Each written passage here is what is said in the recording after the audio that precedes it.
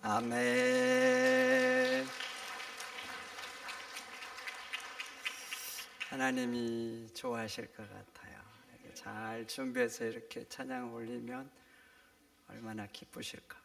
누가 나를 위해서 노래 한 자리만 해줘도 좋을 텐데 하나님이 영광 받으실 줄 믿습니다. 우리 홍지웅 교수님 오셨네요. 몇 년 전에 이렇게 한번 오셨는데 그때도 참 은혜를 많이 받았는데 한번 모시고 싶었는데 오늘 드디어 오셨습니다. 우리 교수님은 호남신학대학 역사신학 교수신데 하여튼 학생들한테 또 졸업생들한테 목사님한테 전에 물어봤어요. 근데 교수님 중에 좋으신 분이 누구냐고 우리 홍 교수님을 추천하더라고요. 그때 모셨는데 또 모시게 됐네요. 오늘 나오실 때 힘찬 박수 그러면서 맞이해 주시기 바랍니다. 우리 목사님 모시겠습니다.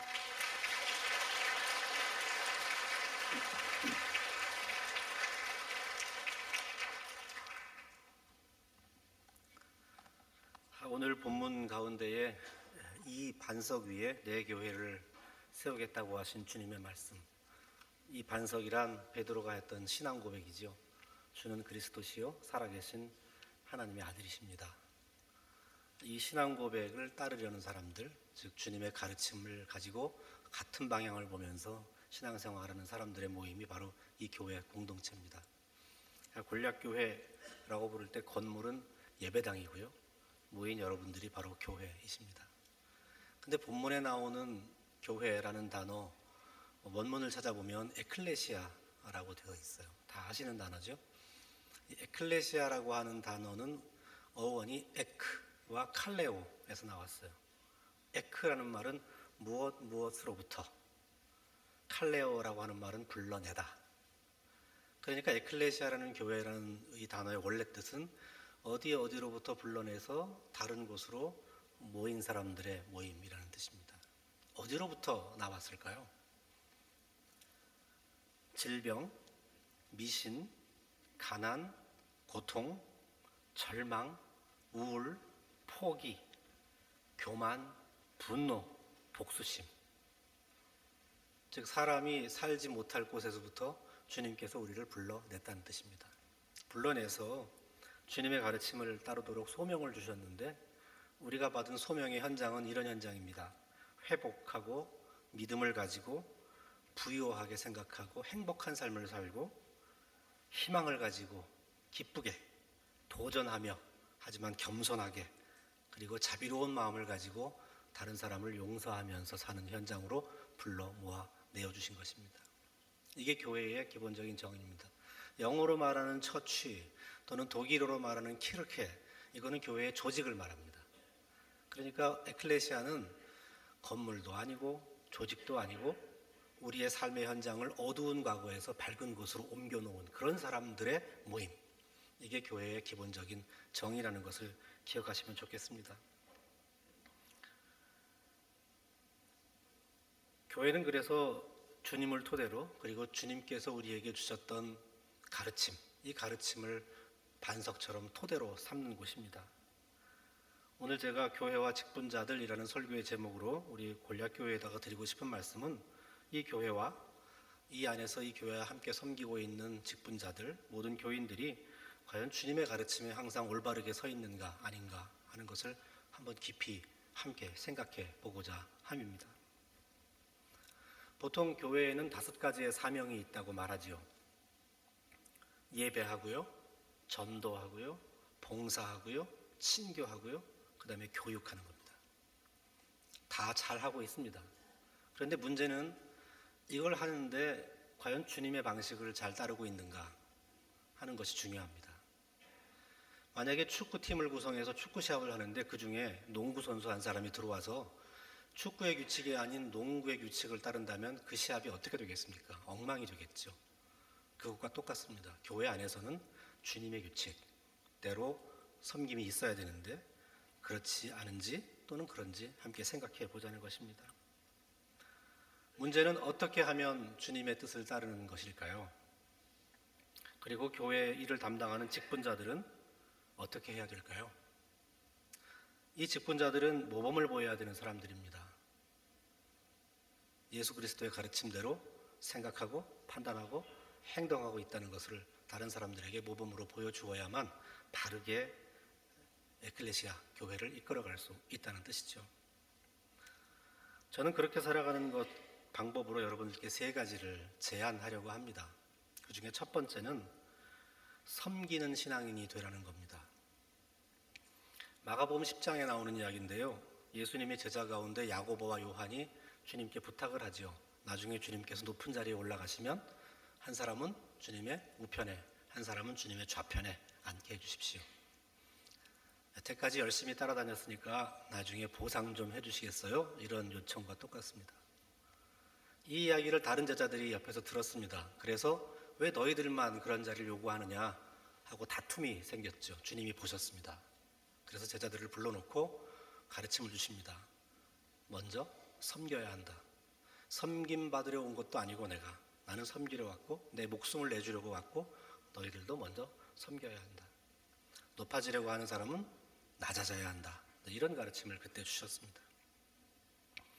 사실 제자들은요, 처음 제자들이 직업이 어부였지 않습니까? 물고기를 잡고 있던 베드로와 야고보와 안드레에게 주님 다가가셔서 나를 따르라 하셨습니다. 이제부터 너희를 사람 낚는 어부가 되게 하겠다, 이렇게 부르셨죠. 일반 어부는 물속에서 물고기를 꺼내서 잡아 먹습니다. 그러니까 일반 어부는 물고기를 물속에서 꺼내서 죽게 만드는 거지만 사람 낚는 어부는 물속에서 사람을 꺼내서 살려줍니다. 그러니까 이제부터는 너희로 하여금 사람의 생명을 살게 하는 그런 어부로 살게 하겠다 하고 불러내 주셨습니다. 그러니 자기 스스로 나중에 높은 자리를 차지하겠다 이런 생각하는 것은 절대 안 되는 거죠. 섬기려고 불렀는데요. 마태복음 9장에 보면 부자 청년 비유가 나옵니다. 한 청년이 찾아와서 무슨 일을 해야 제가 영생을 얻을 수 있겠습니까? 하고 주님께 질문을 하니까 계명을 지켜라. 계명 다 지켰습니다. 그러면 너는 네 소유를 팔아서 가난한 사람들에게 다 나눠주고 그리고 너는 나를 따르라. 이 부자 청년은 근심하며 돌아갔습니다. 왜냐하면 자기가 가진 것을 포기할 수 없었기 때문입니다. 자기가 지금 누리고 있는 것을 내려놓을 수가 없었기 때문입니다. 베푸는 일을 감당할 수 없었죠. 이런 성경에 나오는 이야기들을 통해서 우리는 첫 번째 가르침을 얻을 수 있습니다. 신앙이라고 하는 것은 우리를 섬기게 한다. 절대로 섬김을 받으려고 하게 하지 않는다입니다. 그러니까 우리가 신앙이 있다고 하면 뭘 보면 알 수 있나 하면 섬기는지 아니면 섬김을 받으려고 하는지를 보면 그 사람에게 진정한 신앙이 있는지 없는지를 판단할 수 있다는 뜻입니다. 두 번째의 가르침은요, 겸손의 신앙인입니다. 마태복음 23장 뿐만 아니라 여러 군데에 나오는 이야기인데 예수님은 바리새파만 보면 비판을 하셨습니다. 독사의 자식이다. 자기들도 천국에 안 들어가고 남들도 못 들어가게 한다. 자기들은 실천도 하지 않으면서 남들로만 실천하라고 한다. 가장 심한 말이 뭐였나 하면 회칠한 무덤과 똑같다. 겉은 하얘서 보기 좋은데 사실 막상 속을 들여다보면 썩었다는 거죠. 위선자라는 뜻입니다. 너희들은 위선자다. 그리고 인사받기만 좋아한다. 높은 자리에 앉는 것만 하려고 한다. 그러니까 섬김보다는 섬김을 받으려 한다는 비판이죠. 근데 솔직히 바리새파만한 신앙을 가진 사람 참 드뭅니다. 기도 열심히 하죠. 성경 열심히 보죠. 사회에서 지도적 역할을 하죠. 유대교를 지키고 있죠. 사실은 바리새파 사람들의 신앙은 존중받아 마땅합니다. 겉으로 보기엔요. 심지어 바리새파는요, 유대 왕국이 외국에게 침입당해서 정복당할 때 독립운동을 했던 하시딤 운동에서부터 나왔어요. 민족주의자들입니다. 나라를 지키겠다. 신앙을 지키겠다. 그런데 주님께서는 이 바리새파 사람들을 볼 때마다 위선자라고 비판을 했습니다. 이유가 뭔가요? 바리새파 사람들이 교만하다는 겁니다. 다른 사람들을 무시하죠. 그래서 신앙의 가장 큰 독약은 교만입니다. 교만이라고 하는 이 독약을 마신 사람에게 해독제를 줘야 되겠죠. 그 해독제가 바로 겸손입니다. 섬기는 일을 하려고 하면 교만한 마음 가지고는 할 수가 없어요. 섬기는 일을 하려고 하면 반드시 마음속에 겸손한 마음이 필요합니다.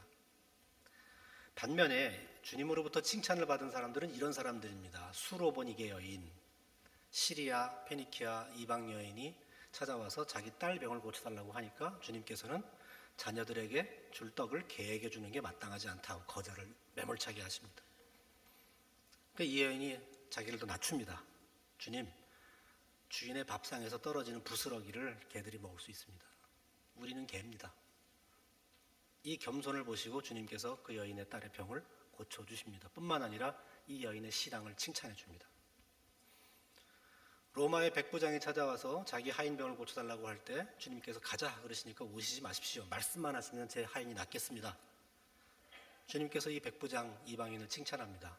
내가 유대의 그 어떤 사람으로부터도 이만한 신앙을 본 적이 없다. 또 신앙 칭찬을 하지요. 뿐만 아니라 우리가 잘 아는 동네에서 행실 나쁜 여자로 소문난 한 여인이 향유를 가지고 와서 예수님 발에 뿌린 사건이 있지 않습니까? 발에 뿌리고 눈물로 적셨습니다. 죄가 많았기 때문에 주님께 용서받은 게 너무너무 감격스러웠어요. 주님 말씀하십니다. 이 여인은 용서를 많이 받았다. 그러니 사랑함이 크다. 사랑도 많이 한다.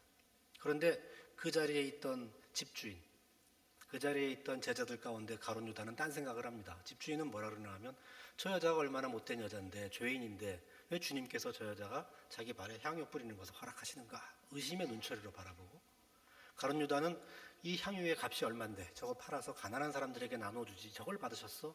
하고 비판합니다. 다른 사람들은 전부 이 여자가 들고 온 물건이나 이 여자의 행실을 보지만 주님은 뭘 보나 하면 그 여인의 속마음을 봅니다. 얼마나 자기를 낮추고 있는지. 그래서 이 여인에게 신앙의 칭찬을 해주고 용서해주고 돌려보냅니다. 즉 여기서 얻는 가르침은 신앙은 겸손으로 드러난다는 것입니다. 이런 신앙의 전통을 이어받은 사람 가운데 12세기 수도사였던 아시시의 프란치스코라는 사람이 있어요. 44살까지밖에 못 살았습니다. 얼마나 힘들게 살았는지.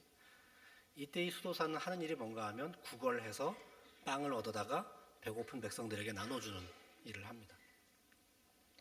그런데 프란치스코 수도사는 수도복을 입고 밖에 나가서 구걸하러 나갔다가 들어올 때는 수도복을 남에게 벗어주고 속옷 차림으로 들어옵니다. 매일.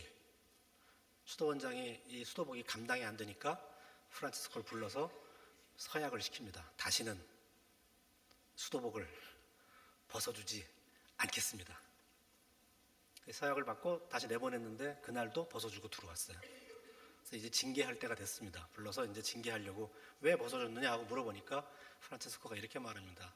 원장님, 저는 수도복을 벗어주지 않았습니다. 그런데 밖에 나갔더니 추운 겨울날 헐벗고 있는 거지가 앉아있길래 제가 그 거지에게 가서 이렇게 말했습니다. 나는 약속했기 때문에 수도복을 벗어줄 수가 없다. 그런데 네가 내 수도복을 벗겨가는 일에 대해서는 관여하지 않겠다. 그랬습니다. 이렇게 말을 합니다. 그때부터 원장은 이제 더 이상 어떻게 할 수 없다는 걸 알고 프란치스코가 수도복을 벗어주고 들어오든지 말든지 상관하지 않았다고 합니다. 이분이 이제 수도 원장이 됐어요. 어느 날 사순절입니다. 수도사들은 절대 금식이죠. 주일날만 조금 먹고 또 금식. 마지막 고난주간이 됐습니다. 절대 금식의 시간이 온 거죠. 그런데 한 수도사가 너무 배가 고픈 나머지 울음을 터뜨리면서 엉엉 울기 시작했습니다. 죽을 것 같아서. 그래서 이걸 보던 프란치스코 원장이 흰 죽을 한 그릇 가져다 주라 해서 갖다 줘서 먹게 했습니다. 흰 죽을 받아든 이 배고픈 수도사가 더 크게 우는 거예요. 왜냐하면 이걸 먹었다가는 자기는 수도원에서 퇴출당할 게 뻔하거든요. 금식 규정을 어겼기 때문에. 그러니까 이 죽을 갖다 준 건 오히려 나를 약 올리는 게 아니야? 이런 생각도 들고 더 배가 고프고, 그때 프란치스코가 어떻게 했나 하면 죽을 한 그릇을 들고 그 수도사에게 갑니다. 가서 앞에 놓고 같이 먹습니다. 수도원의 규율을 지키는 것보다 더 중요한 것은 사람의 생명을 살리는 일이기 때문에 당신이 만약에 수도원을 나가야 된다면 원장인 나도 함께 나가겠다. 이런 생각으로 함께 죽을 나눠 먹은 걸로 유명한 사람이 프란치스코입니다. 이 프란치스코는 이런 영적인 스승으로 존경을 받는 사람인데요. 이 사람에게 있죠. 교만은 신앙이 아니라는 겁니다. 겸손이 신앙입니다. 그러니 겸손한 마음을 가지고 우리에게 주어진 일을 섬길 때 이것이 바로 주님의 가르침대로 이끌어져 나가는 교회요. 이것을 행하는 분들이 그 교회의 직분자들이라는 것이죠. 그런데 이 겸손과 섬김의 삶을 살도록 받쳐주는 게 있는데 그것이 기도입니다. 기도. 그리고 저는 성경에 여러 가지 기도의 모형들이 나오는데 그중에 우리가 눈여겨봐야 할 기도가 주님께서 광야에 나가서 시험 받으실 때 했던 기도입니다. 기도하러 나갔는데 시험을 받으셨죠. 첫 번째 시험은 돌을 가지고 떡을 만들라는 시험이고, 두 번째 시험은 높은 데서 뛰어내리면 천사들이 받쳐줄 거다, 안 다칠 거다, 이런 시험이고, 세 번째 시험은 차라리 마귀에게 절을 해라, 그러면 세상 모든 걸 주겠다, 세상 영광을 주겠다, 이런 시험입니다. 돌을 가지고 떡을 만들었으면 얼마나 좋았겠어요. 광야에서 기도하는데 주님 굶었습니다. 40일 금식하는 동안에 광야에 있던 돌이 떡으로 보였을 거예요. 그때 악마가 유혹하는 거죠. 그래, 저 돌 가지고 떡을 만들면 예루살렘 성전에서 돌 가지고 오는 사람들을 떡으로 바꿔주면, 그러면 모든 사람들이 당신을 하나님의 아들인 것으로 인정하지 않겠느냐. 그렇게 해야 되겠다. 이런 유혹이 올라오는 거죠. 그때 주님이 말씀하시죠. 사람이 떡으로만 사는 것이 아니다. 사람은 하나님의 말씀으로 산다. 저는 이 말을 이렇게 해석합니다. 마땅한 일을 하려거든 마땅한 방법으로 해라. 돌은 돌이고 떡은 떡입니다. 돌 가지고 떡을 만들 수 없습니다.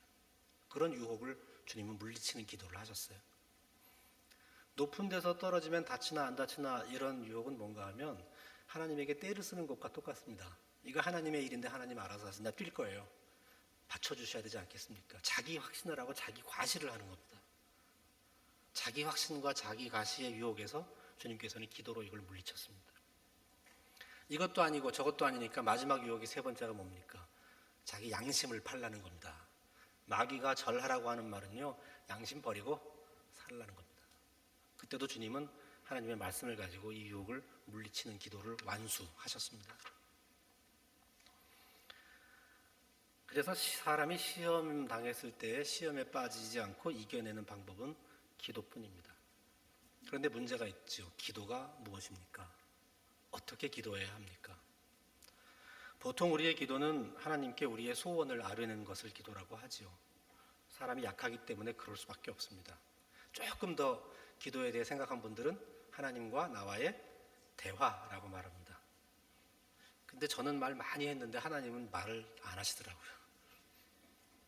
제가 하나님의 대답을 들었다고 어디 가서 잘못 말하면 이상하게 생각합니다. 그러니까 실제로 우리는 대화라고 하면서 들을 생각은 안 하고 하나님께 자꾸 말만 하고 있죠. 진정한 대화가 안 됩니다. 어떻게 하면 진정한 대화를 할 수 있을까요? 큰 기도 제목이 있어서 열심히 기도했더니 하나님께서 이루어 주셨어요. 너무 기쁘죠. 감사합니다. 그런데 어떨 때는 아무리 기도해도 이루어지지 않을 때가 있어요. 경험해 보셨죠? 그때 우리 뭐라고 말합니까? 아, 이것은 하나님의 뜻이 아니었구나. 하나님이 안 들어주니까 나 교회 안 다닐 거야, 난 다른 종교 믿을 거야 하면 신앙이 전혀 없는 사람입니다. 근데 신앙이 있는 사람은 이거 하나님의 뜻이 아니었구나 하고 받아들입니다. 그런데 그 다음 날도 기도했는데 또 안 이루어지고 1년 뒤에도 10년 뒤에도 기도했는데 안 이루어질 때마다 아, 하나님의 뜻이 아니었구나 이렇게 말한다면 우리는 언제쯤이나 하나님의 뜻을 좀 더 알 수 있을까요? 즉 기도가 성숙하려면 점점 세월이 가면 갈수록 하나님의 뜻을 더 알아가는 사람이 되어야 하겠죠. 하나님의 뜻을 더 가까이 가는 사람이 되어야 되겠죠. 그래서 우리가 죽을 때쯤 됐을 때는 아, 이건 하나님의 뜻이겠구나, 이것은 하나님의 뜻이 아니겠구나를 우리가 알 수 있어야 된다는 뜻입니다. 그래야 신앙이 성장한다는 거죠. 그러니까 신앙의 직분자들은 기도를 할 때 어떤 기도를 해야 하나 하면 점점 더 하나님의 뜻에 가까이 가는 기도를 해 나가야 되는 겁니다. 어떤 수도원에 수도사가 의심이 생겼어요. 기도하면 다 이루어지나? 하나님이 다 들어주시나? 그래서 원장에게 찾아가서 물었습니다. 원장님, 기도하면 다 이루어집니까? 원장이 대답합니다.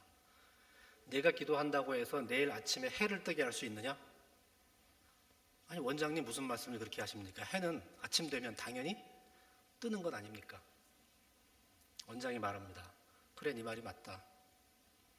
그런데 네가 기도한다고 해서 뜨는 해를 못 뜨게 하거나 네가 기도한다고 해서 안 뜨는 해를 뜨게 하거나 할 수 있겠느냐?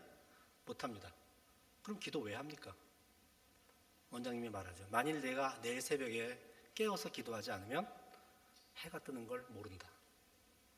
하나님께서 해를 뜨게 하시는데 하나님이 해를 뜨게 하시는 것을 모르고 산다는 겁니다. 그러니까 기도는 뭐라고요? 무엇을 이루는 것이 아니라 하나님의 뜻을 아는 게 기도라는 겁니다. 오늘 알고 내일은 더 알고 10년 후엔 더 많이 알아가는 것. 이게 기도의 기본적인 정의라고 저는 생각합니다. 유일한 길은 뭔가 하면 기도하면 하나님께서 하시고자 하는 일을 우리가 이해하게 된다는 겁니다. 이걸 바탕에 놓고 섬기는 사람이 겸손한 마음으로 섬기는 것, 이것이 예수 그리스도의 가르침을 따르는 교회, 에클레시아가 평생 해나가야 되는 일입니다. 여기까지는 성경에 써 있는 걸 가지고 제가 이론적으로 정리해서 말씀을 드렸습니다. 근데 문제는 뭔가 하면 나하고 무슨 상관이냐, 우리 곤략교회는 이걸 어떻게 실천해야 되겠느냐, 이런 건 생각해 봐야죠. 이제부터 드리는 말씀은 그런 실천사항입니다. 첫 번째는요, 반성적인 삶을 살아야 합니다. 반성적인 삶. 우리가 섬길 때마다, 어떤 봉사를 할 때마다 뭘 생각하나 하면 내가 잘한 것만 생각해요. 내가 이만큼 했어, 내가 이만큼 이뤘어. 그런데 그때마다 반드시 눈에 보이지 않지만 내가 혹시 잘못한 게 뭐가 있을까를 함께 생각해야 돼요. 혹시 내가 이 일을 하면서 다른 사람에게 상처 준 건 없을까? 내가 혹시 이 일을 하면서 무리하게 다른 사람을 힘들게 하지 않았을까? 반성적인 삶을 살아야 합니다. 이건 바로 자기 정체성을 찾아가는 거예요. 그러다 보면 내가 누군지 알게 됩니다. 내가 어떤 사람인지. 이런 기본적인 반성적인 것은 삶이 우리로 하여금 정말 섬기는 자가 되도록 인도해 줄 것입니다. 야고보나 요한, 앞에 등장했던 사람처럼 섬기는 사람이 대가를 요구하면 안 됩니다. 보상받을 생각으로 하면 안 되죠. 산상수훈에 나오는 황금률, 누구든지 남에게 대접을 받고자 하는 대로 남을 대접하라 라고 하는 말의 의미를 잘 생각해야죠. 나중에 대접받을 걸 계산해서 미리 대접해 주는 거 아니라는 겁니다.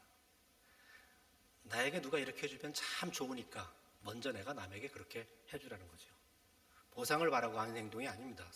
산상수훈에 나오는 황금률은요. 그 뜻은 뭔가 하면 내가 받고 싶은 대접을 남에게 베풀어서 그 사람의 마음을 기쁘게 해주라는 겁니다. 그러니까 섬김의 정신은 내가 봉사를 했다, 섬겼다, 그래서 내가 이런 일을 했어 하고 자기를 자만하게 만드는 것이 아니라 자기를 기쁘게 만드는 거죠. 왜요? 남이 기뻐하니까 나도 기쁜 겁니다. 즉 섬김은 기쁨입니다. 섬김은 기쁨입니다. 그런데 기쁨을 누리려면 그 마음의 바탕에 겸손이 있어야 하지 않습니까? 아까 말씀드린 대로요. 교회의 굳은 일에 앞장서서 섬겼습니다. 그런데 일 끝난 후에, 다 끝난 후에 마음이 어떻습니까?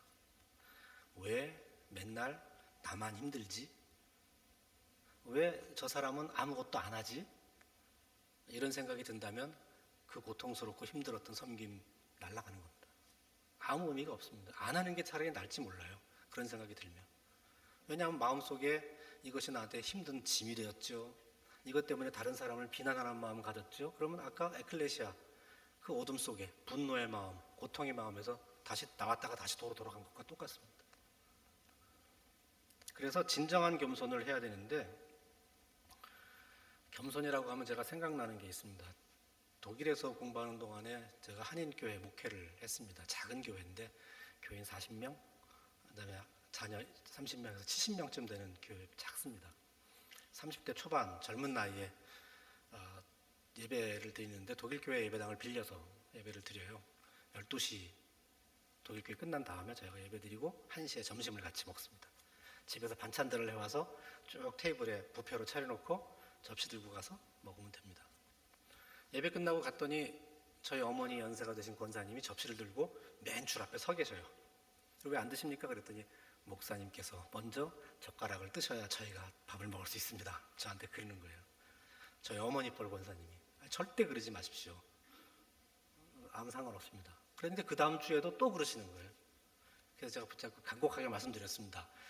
교인들 가운데 저하고 상담을 원하는 분도 있고 배웅을 해야 되고 새로 나온 교인들 얘기하다 보면 늦어지니 개념치 마시고 먼저 드십시오. 절대 아무 문제 없습니다. 그랬더니 그 다음 주부터 잘 됐어요. 몇 달이 지났습니다. 밥 먹으러 갔는데 반찬이 없어요.